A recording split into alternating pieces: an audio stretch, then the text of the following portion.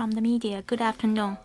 Welcome to the press conference of the Joint Prevention Control Mechanism of the State Council. President Xi Jinping emphasizes that it is necessary to consider fully the daily needs of the general public and pay a close attention to the market prices. Premier Li also clearly instructs that the hoarding and relevant malpractices should be cracked down and the sound market order should be maintained. So today's theme is the market regulation and the risk prevention and control. So we have with us Level 1 Inspector, Mr. Chen Zhijiang, DG Yang Hongchan from the General Administration of Market Regulation, DG Pei Wentian from the Emergency Response and Management, and DG Yuan Ling from the NMPA. So they will talk about the price monitoring of the masks, the testing kits development, and medicine development.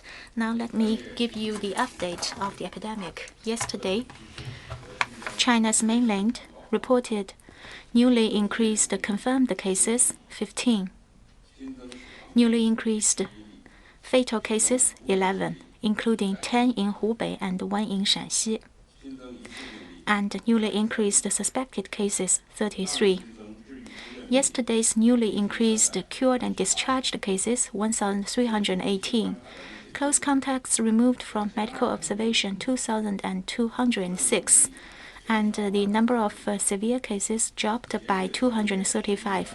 By the end of yesterday, China's mainland reported that the remaining confirmed cases 14,831, including 4,257 severe cases. In accumulative terms, 62,793 cases were cured and discharged from hospitals, 3,169 fatal cases, 80,793 confirmed cases, and the remaining suspected cases 253. In total, close contacts traced 677,243, and close contacts still under medical observation 13,701. For Hubei, the newly increased confirmed cases 8, all of them in Wuhan. The newly increased cured and discharged cases 1,242, including 1,053 in Wuhan. New fatal cases 10, including 7 in Wuhan.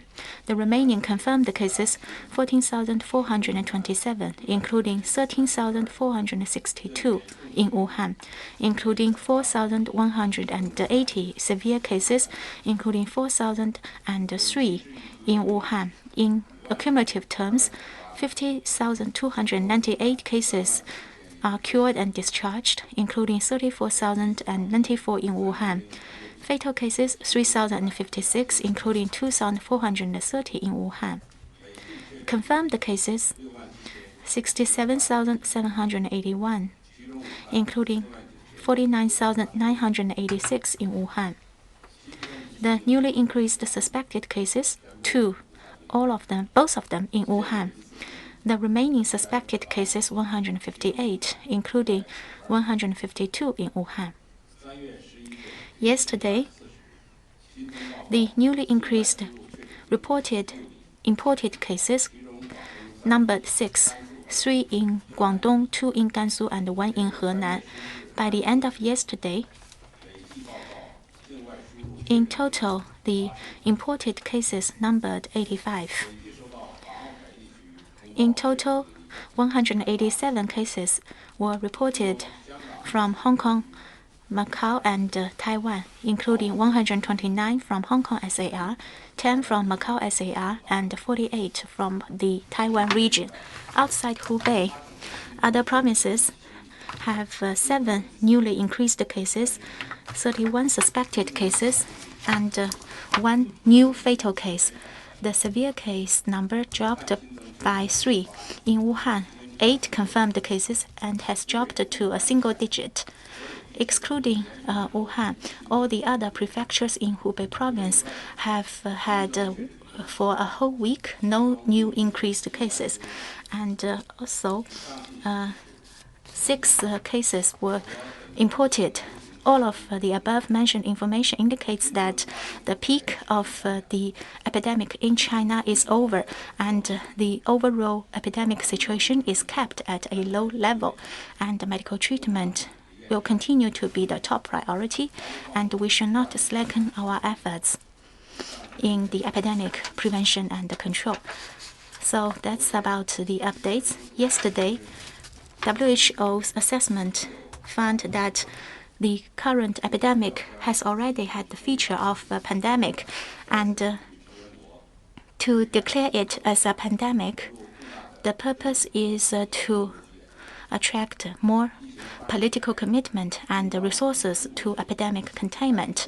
Since the outbreak, China has adopted the most comprehensive, the most stringent, and the most strict measures against the epidemic. China has helped the other countries to win some time to get prepared. China is now following closely the international situation, and we relate ourselves to the difficulties that are experienced by other countries.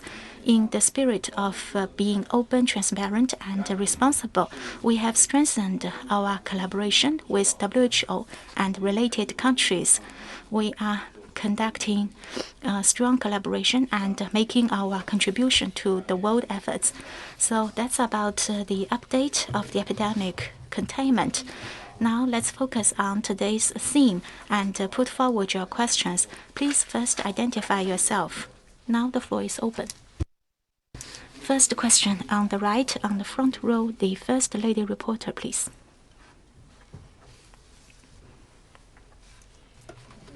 Thank you. From Xinhua News Agency.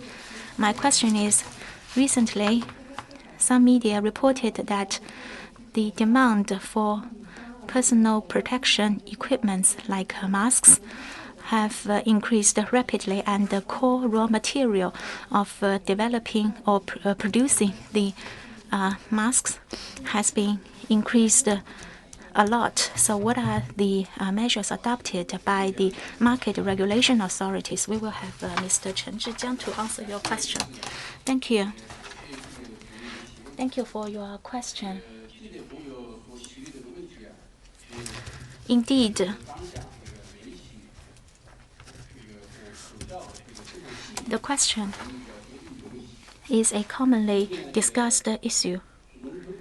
At the moment, or recently, the excessive growth of the melt-blown, non-woven fabric has aroused a lot of concern, and indeed there is a short supply of the core material, and there are some hoarding and price hike in this regard.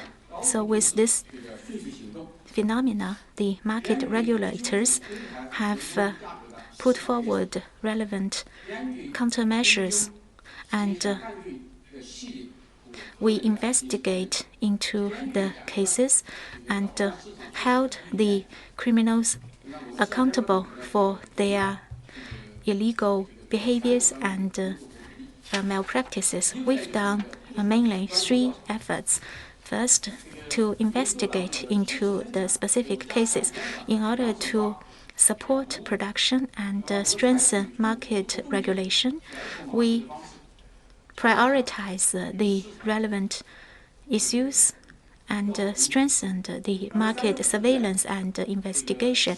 On March the 5th, the administration worked out an urgent circular, and we have made coordination to instruct the 8 provinces and municipalities to conduct special investigation into the price hike. We focus our resources on price whistle blowing for melt-blown fabric, And for illegal activities, we will punish them strictly. That's the first measure we have adopted. The second measure is initiate special investigations. Summer have organized 2 investigation teams. Together with the Ministry of Public Security, we investigate into the related cases. We try to find the clues and try to identify the facts of illegal price hikes. At present, Summer have found 2 clues. One is spot trading, one is futures trading. And from these 2 clues, and we have found 5 typical cases and published those cases already. These 5 cases are very severe cases.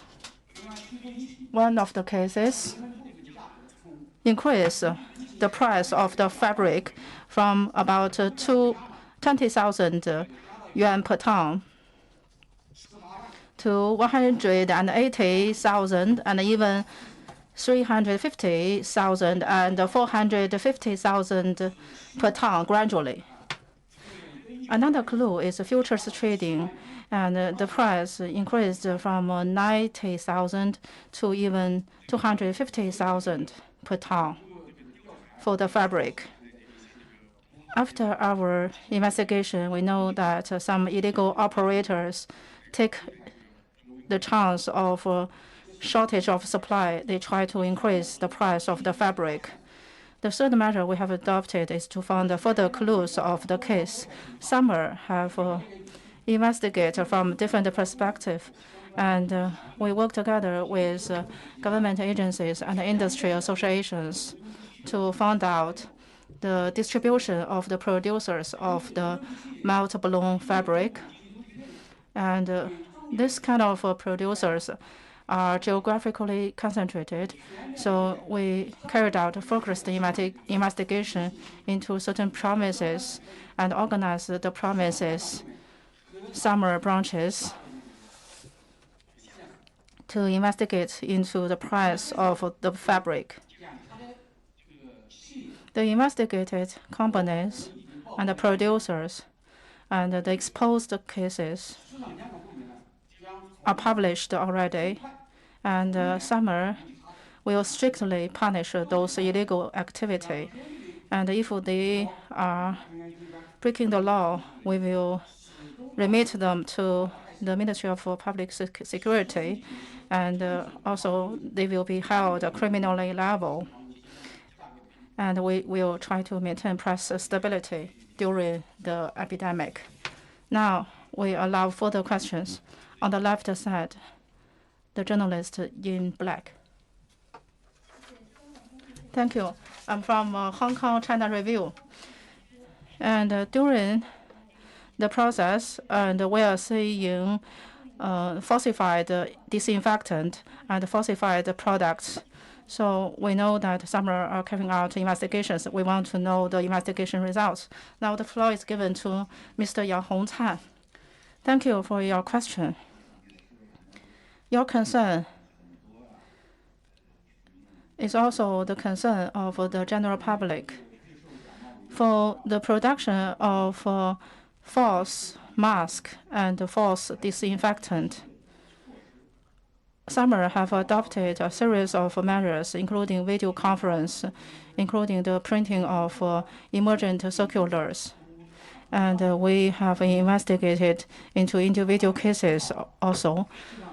On February 7th, Summer and other 7 government ministries together issued an emergency circular after our meeting. We take joint actions after the meeting to issue this circular. 1 month have elapsed since then. The Summer around the world, around China, are taking a special campaign against falsified masks and falsified products. And we have carried out checks of about 80,000 of those operators, and we have found out 80 million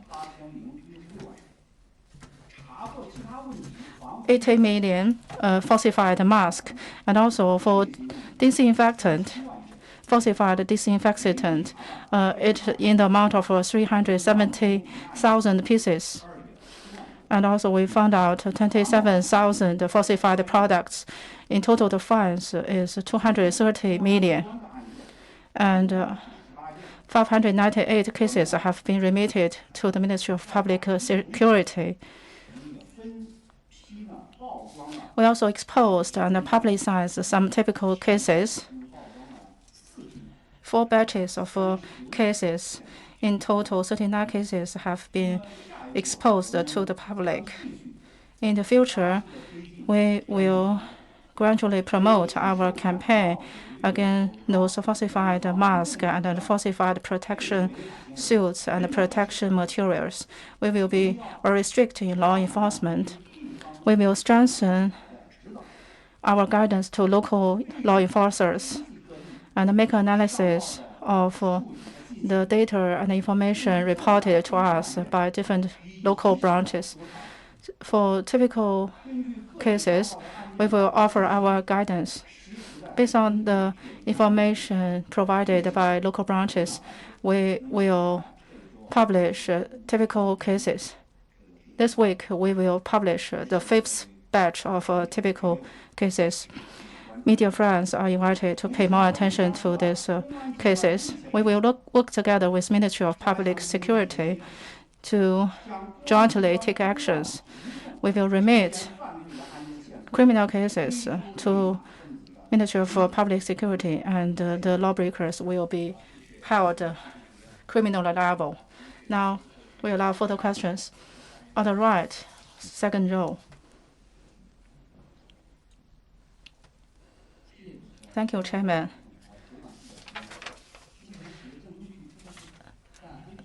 I'm from CNR. And we have found old concerns and new concerns as well, and many companies who have resumed their work, but they may be involved in security accident. How can we prevent security accident? Now the floor is given to Mr. Pei Wentian. Thank you for your interest in security production or safe production. Your question involves 2 fronts. The first is safety risk. Second, how can we ensure safe production? If we make analysis of the past 10 years of data, March is a month seeing a lot of accidents. And also in March, we are facing this epidemic. Companies are coming back to work. And also we are seeing the peak of historical accidents happening in March. So we are facing challenges in safe production. And because of a concentrated resumption of work of different companies, we may see new challenges. Many companies reopen their plants. Many companies want to reopen their offices. And some of their workers cannot come back to the workshop. And some technical staff or key operators are not in the plant yet. But to prevent losses, the plant are progressing ahead with production, and the current workers are working with long hours, and the equipment are not well maintained. That's why they are not familiar with the equipment and result in safety concerns. Second, there is a long-term accumulation of safety problems. And some companies have to stop their production for several months because of this epidemic. And because they are facing difficulties, and they invest less in safety, and the safety responsibility policy and the system are inadequate in many companies. And risk prevention are not adequately carried out in some of the companies. Certainly, safety responsibility are not put into individual departments or individuals. They are not aware of safety issues. They only focus on development instead of focusing on safety. They only look at legal activities, neglect illegal activities. And some provinces may have bad understanding about providing services to those companies in resumption of work, and some provinces try to encourage the coming back of work. President Xi Jinping has emphasized that people's life and health are the top priority. We should always keep alert against the safety concerns and risk potentials and ensure the bottom line of safeguarding people's health and life. So at the moment, we should make every effort to prevent any potential threat to people's life in production. The Ministry of Emergency Management has already prioritized the relevant efforts. The State Council has issued 2 circulars concerning this issue, and specific arrangements have been made to ensure safe production. Up to now, more than 20,000 safety production teams have been set up and pay particular attention to high-risk sectors like coal mines, and have rectified over 178,000 potential risks. So for the next step, we will, while pushing forward the back to work in the enterprises, we will continue to hold the relevant stakeholders accountable for the safety in production and implement the various safety measures. First, for the key areas and the shortcomings or weak links exposed, the risk screening and investigation should be conducted. The local governments will be reminded to shut down the potentially risky production sites. And second, we will have one-on-one safety services and also hold the relevant stakeholders accountable for safety. The fire stations will have the zero-distance monitoring over the high-risk sites, and furthermore, the key sectors and the key projects will be ranked as top priority for safety concern prevention. For key sectors like the production or the transmission of the household gases, they will all be treated as the priority for such measures. Okay, let's continue on the right, on the second row, the first reporter in black, please.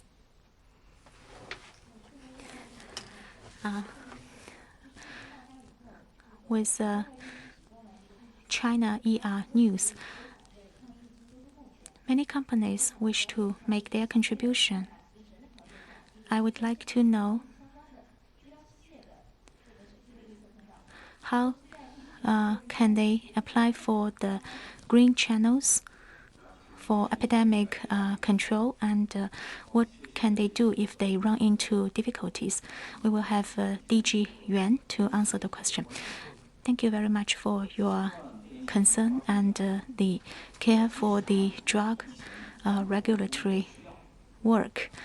Since the outbreak, in order to satisfy the medical needs, the NMPA from the state level, the national level to the subnational level, and down to the grassroots level have set up the green channel to serve the epidemic treatment and control. At the same time, we've made timely arrangement. The drug regulators at all levels are encouraging the drug producers to take emergency response and appropriately expand the production capacity. In particular, the drug regulators in the localities are following the NMPA's national requirements and accelerated the review and approval for the epidemic control devices and medicines. For medical devices who are urgently needed for epidemic control in the light of and following the relevant procedure requirements on the principle of safety and efficacy.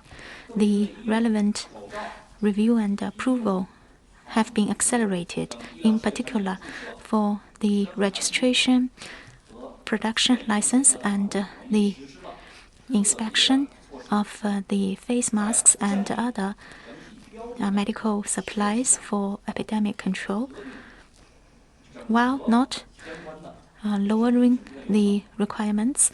We have streamlined the process and accelerated the whole process. Let me offer you some data.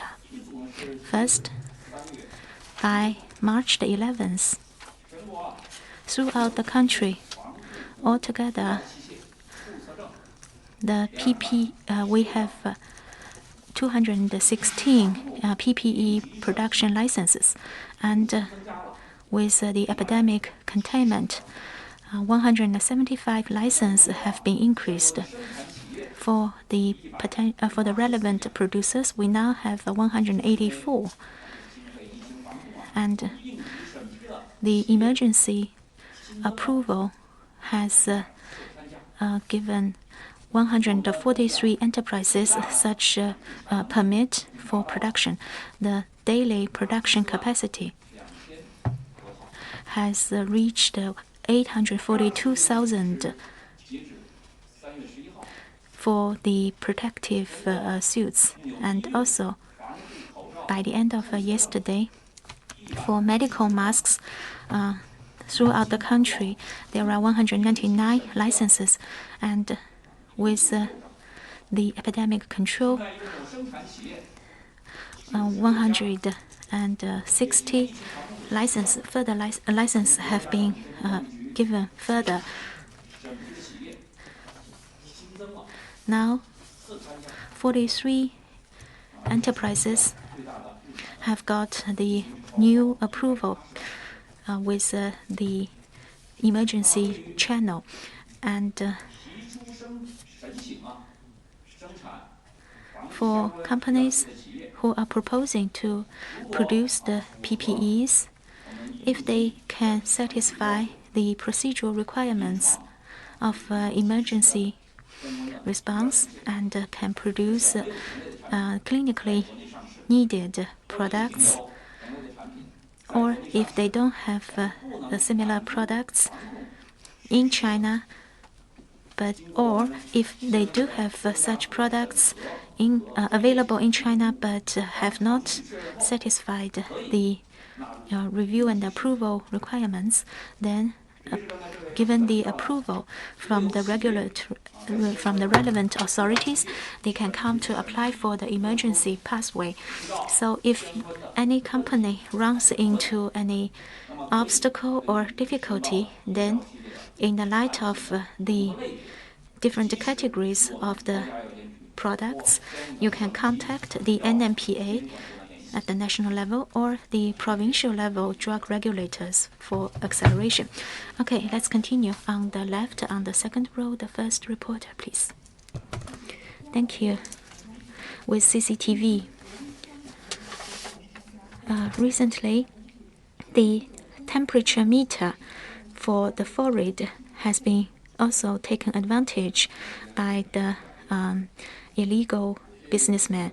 So how do you address this problem? We will have Mr. Chen to answer the question. Thank you. Thank you very much for your concern for this forehead thermometer. The forehead thermometer is indeed an important epidemic control device. It has become a necessity for enterprises and for the shops to resume their production or operation. There are indeed some bad market players who are holding the device and bid up the prices. So we've noticed this phenomenon and adopted 3 measures. The first one is to strengthen the monitoring and overseeing. During the epidemic process, And we have issued a circular on strengthening price monitoring in major cities. We organize our local branches to monitor the forward thermometer prices strictly, and forward thermometer are included in 40 cities' key monitoring list. We keep close control and contact of those prices. Second measure we have adopted is strong law enforcement, and we have issued a guiding opinion on strict law enforcement for holding and price hike, and we take fast actions to fight against price hike. And we have punished certain cases, typical cases for forward thermometer price hike. For example, in Yuncheng of Shanxi province, the summer local branch investigated into a company producing forward thermometer. Actually, this is a trader. This trader buy this thermometer at 85 yuan and sell those thermometer out at 800 yuan. And also they bought some ultra-red thermometer at 45 yuan and sell it at 590 yuan. So the selling price is 10 times of their buying price. Yuncheng City, Yanhu District, summer local branch, after investigation, confirmed that this price hike is very severe, constitute holding and illegal price increase. The company was fined by 500,000 RMB. The third measure we adopted is to work together with the Ministry of Public Security, which issued the requirements on law enforcement during the epidemic. And we remit some of the cases to Ministry of Public Security to hold the lawbreaker criminally liable. And we have remit 250 cases to Ministry of Public Security already. In the future, we will further remit those cases to the Public Security Ministry. Summer, in the next step, we'll strengthen our monitoring of disease-related products, and we will try to find loopholes and address our shortcomings. We have a zero tolerance of those price hikes, and once we identify those illegal price hike, we will punish those producers and sellers, and we support the nation in the epidemic fight. Thank you. On the right side, the lady. Thank you. I'm from Hong Kong Economic Herald. Quanzhou Xinjia Express Inn collapsed 4 days ago. We want to know the latest result of the disaster recovery process, how to prevent this kind of disaster to happen again in future. The floor is given to Mr. Pei Wentian. Thank you for your question. After 112 hours of continuous rescue, by March 12th, 11 a.m., we have found out 71 buried persons, and we have almost finished the rescue process. 29% died from this disaster. After initial investigation, this is a safe production case because this hotel is constructed illegally and renovated illegally. This exposes that safety production responsibility are left vacant and left unchecked. To implement the instruction of central government officials and following the safety accidents investigation and reporting procedures, the State Council set up the investigation team of this accident and carried out the investigation already. We will find out the reasons for this collapse and punish those responsible people and hold relevant people criminally liable. And under the State Council Safety Production Committee, this committee have issued a circular to carry out a nationwide check on the building quality for segregation places and try to prevent security and safety accident in future. And also, those companies should be responsible if they are involved in accident. We try to prevent such an accident to happen again. Such an accident reminds us that in the peak, during the process of epidemic control, safe production should be strictly abided by, and we should try to honor our obligation and responsibility of safe production. And safe production is very important for stable growth of the economy, for the prevention of the epidemic. Just now, Mr. Pei have introduced us the situation. 29 people died from this disaster. Our condolences to this 29 dead people, and also our condolences to those injured. Medical experts were sent to the accident place to carry out rescue, try to reduce deaths and fatal cases from such an accident. On the left side, the fourth row, the journalist in white. Thank you, Chair. I'm from CETV. Government and companies, what are the responsibilities of safe production in the resumption of work, and how can we streamline the process of license application process? Who should address this question? I would like to answer this question. You have asked a very good question. Responsibility and accountability is the soul of safe production, and it is the core of safe production. So we should encourage provincial government to take the leadership in safe production, and we should further implement and honor the spirits of President Xi Jinping in safe production and uphold the bottom line of safe production. And we should work together to ensure safe production. And we should handle well the relationship between safety and development.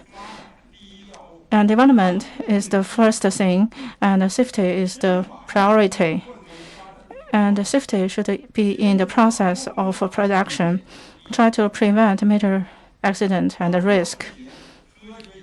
And we also need to make a scientific judgment about data about typical cases and try to find the root of the problem so as to identify the measures of those accidents. Second, we should encourage relevant government authorities and companies to monitor those industries, and also for those government agencies monitor the production, they have to be able to monitor the safety. And we should handle well the relationship between development and safety. In precise enforcement and precise service provision, we should pay more attention. And we should try to combine on-site investigation with off-site investigation, provide tiered monitoring based on the risk profile. For those good credit companies, the company can make a commitment and make an undertaking before they resume their work. While for those bad credit, we have to have a close monitoring on those companies so as to uphold the bottom line of risk. That's the best services we can provide to the companies. In the resumption of work period, the major responsible person and also the technical officer should be in the workplace and try to prevent the risk to happen. I wish to emphasize that at the crucial stage of epidemic control, the relevant enterprises need to ensure the bottom line of safety, and they should never slacken their efforts in safety, and the illegal or malpractices should be guarded against, and companies should be the key players to ensure the safety. Let's continue on the left, on the third row. The third reporter in black, please. Good afternoon. I'm with CCTV, the finance channel. Many drugs are now in clinical trials. Are there any particular monitoring or regulation over the quality of the drugs? And are there any side effects or adverse effects concerning these drugs? We will have DG Yuan to answer the question. Thank you very much for your question. Indeed, it's a very important question. As a drug regulator, it is about our honor of our commitment to the duty and also to the drug safety. Let me share with you some figures. Then it might be easy to see that the overall situation about the drugs for epidemic containment. The first kind of figure is that for this epidemic containment, NMPA has set up some dedicated mechanism to inspect the quality of the drugs. By the end of yesterday, all the drug regulators in China had sampled 4,433 batches, and these batches are submitted to the technical agencies for inspection.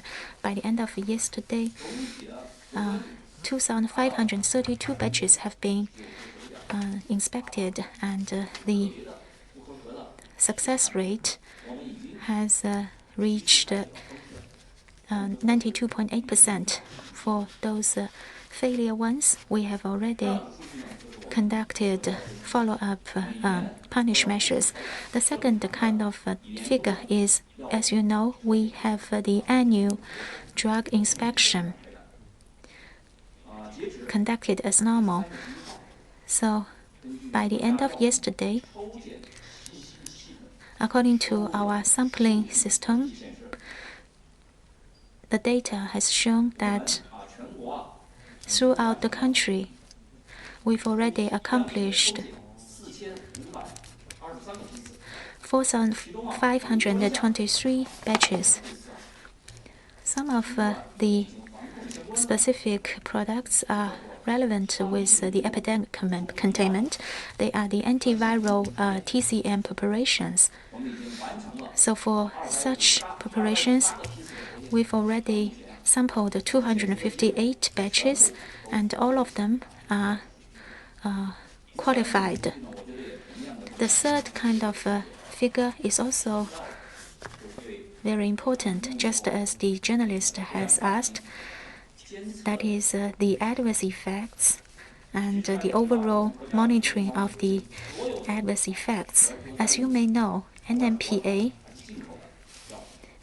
for both domestic and internationally produced drugs, has AE monitoring system, and in the light of the COVID-19 epidemic, we have made special arrangements to conduct a dedicated inspection for those recommended medicines in epidemic containment. They receive a special inspection.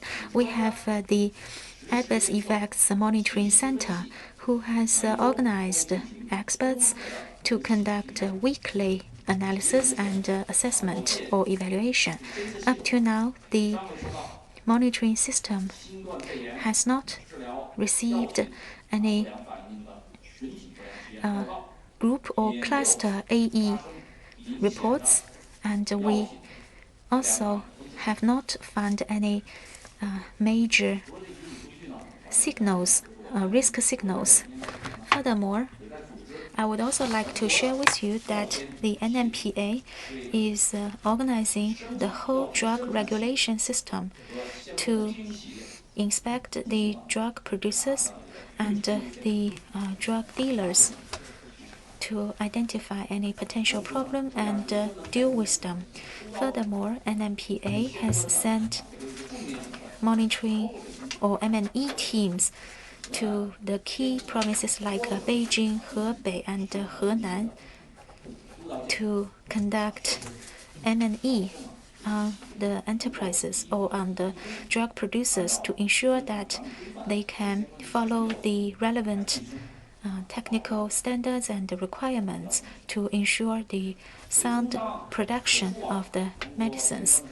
So, in short, based on the above-mentioned figures and in the light of the inspection results, we can see that at the moment, the drug safety in the epidemic is guaranteed and is quite sound. Thank you.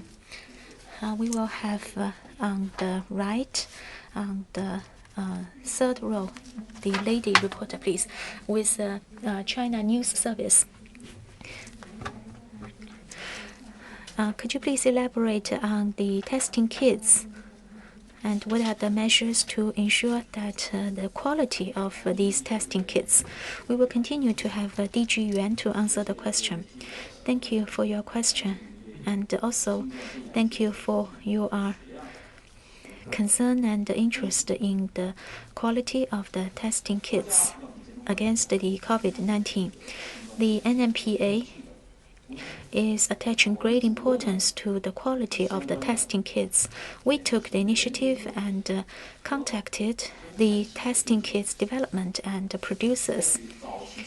We have early intervention, timely monitoring, and sound coordination. We hope that the relevant companies can produce more sensitive, more flexible, and more specific testing kits to better serve the need of COVID-19 containment and control.